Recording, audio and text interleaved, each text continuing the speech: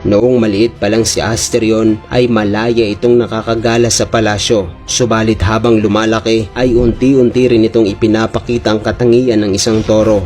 Naging marahas, inaatake at nagsimula na nitong kainin ng ilang bumibisita sa palasyo. Sa panahon ding ito, unti-unting kinalimutan ng mga tao ang pangalang Asterion. Naging usap-usapan ito sa Crete maging sa mga karatig na lugar at nakilala si Asterion bilang Minotaur o Minotaurus, ang toro ni Minos o Bull of Minos. Dahil hindi na ito makontrol ni Minos, ayon na rin sa payo ng isang oracle, ay inutusan niya sina Daedalus at Icarus na igawa ito ng labyrinth upang magsilbi nitong tahanan at kulungan na rin.